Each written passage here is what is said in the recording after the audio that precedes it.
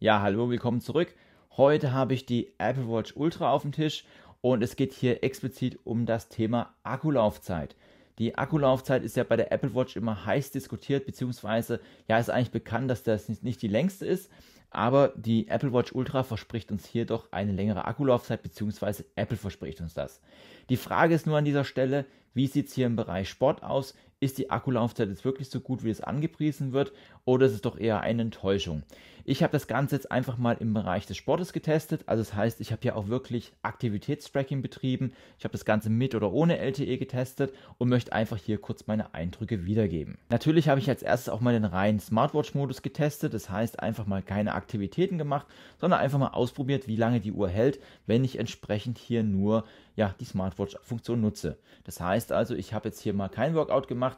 Ich habe normale Smart Notification eingeschaltet gehabt. Auch die Händewaschfunktion und die Geräuscherkennung war eingeschaltet, sowohl auch die Blutsauerstoffmessung. Und hier bin ich mit Schlaftracking etwa auf 2 Tage gekommen. Da muss ich aber auch fairerweise sagen, nach den 2 Tagen hatte ich hier noch 14% Akku übrig. Nur war das dann am Abend und ich habe gedacht, na gut, das Schlaftracking wird es vielleicht noch überleben, aber am nächsten Tag wird es dann etwas schwierig, wenn ich dann zur Arbeit gehe, und habe natürlich hier dann entsprechend die Uhr geladen. Es ist auf jeden Fall eine Verbesserung gegenüber jetzt zum Beispiel einmal Apple Watch 6, die ich jetzt aktuell hatte als letztes als Apple Watch. Da bin ich nur auf 1 Tag Laufzeit gekommen bei gleicher Einstellung. Anders sieht es dann aus, wenn ihr das LTE-Modul nutzt, beziehungsweise LTE-Modus. Dazu muss ich aber sagen, das LTE findet so richtig seine Funktion erst, wenn das Handy außer Reichweite ist. Dann wird das LTE-Symbol grün und dann seht ihr auch, okay, ab jetzt ist nur noch die Apple Watch mit dem Netz verbunden. Sobald das Handy in der Nähe ist, switcht das Ganze wieder auf weiß. Das heißt also, hier werden dann entsprechend die Daten über das Handy bezogen. Und so bin ich dann auf einen normalen Bürotag bzw. einen ganz normalen Tag mit Schlaftracking. Mal war ich im Kaffeeautomaten, habe das Handy nicht dabei gehabt, oder bin rausgegangen, habe das Handy nicht dabei gehabt. Das heißt also, es gab immer so eine Wechselwirkung mit der Verbindung. So kam ich etwa auf 1,5 Tage Laufzeit. Aber auch hier ist es so gewesen, ich hatte hier noch einen Restakkubestand von etwa 17-18% und habe mich da auch ebenfalls entschieden, das Ganze entsprechend aufzuladen, damit ich es am nächsten Tag wieder voll nutzen kann. Natürlich ist dann auch wieder entscheidend, wie ihr das dann individuell nutzt. Ich habe zum Beispiel dann auch das Always-On-Display angehabt, das könnt ihr entsprechend ausschalten. Und es ist auch entscheidend, wie viel Datenverkehr ist dann entsprechend auch zwischen Handy und Uhr. Das heißt, wie viele Nachrichten kommen rein, wie viele Push-Meldungen kommen rein, wann wird da eine Vibration erzeugt oder habt ihr den Ton auch eingeschaltet.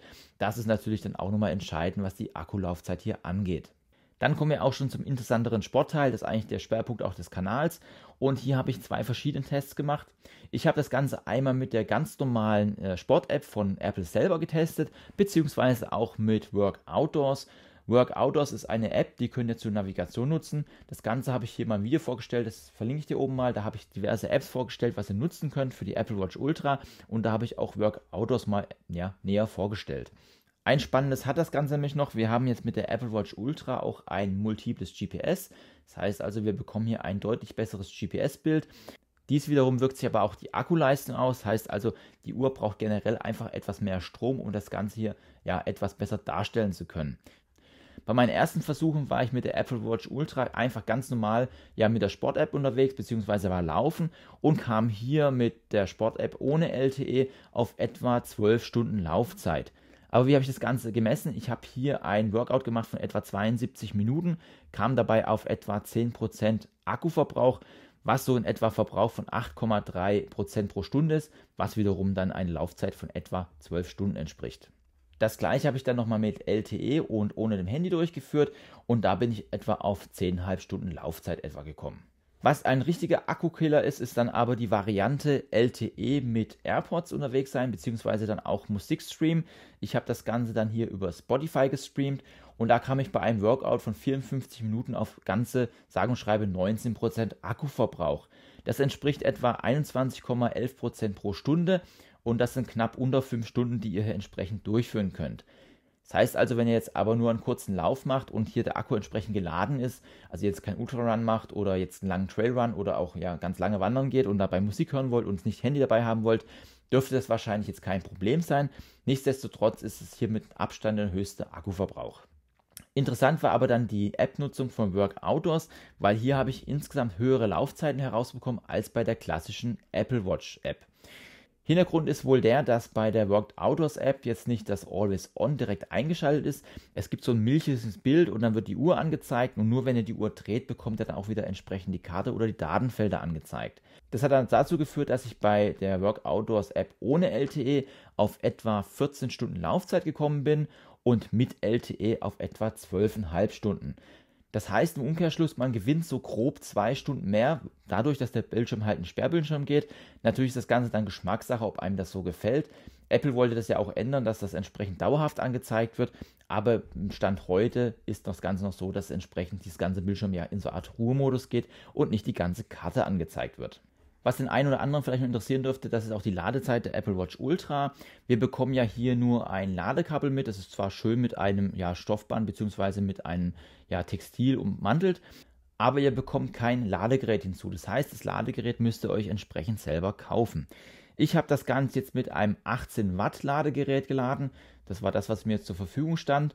Und so bin ich bei der Apple Watch Ultra auf eine Ladeleistung gekommen. Ich habe hier mit 14% gestartet und die Uhr hat etwa 1 Stunde 46 gebraucht, um hier entsprechend auf 100% voll zu laden.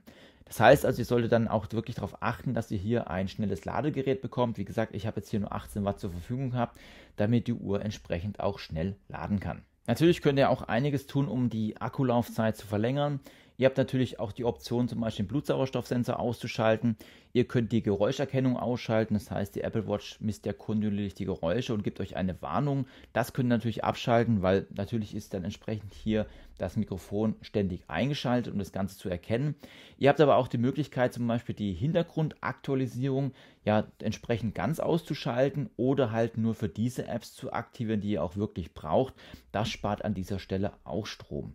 Ihr könnt natürlich die Apple Watch Ultra auch in einen Energiesparmodus einstellen.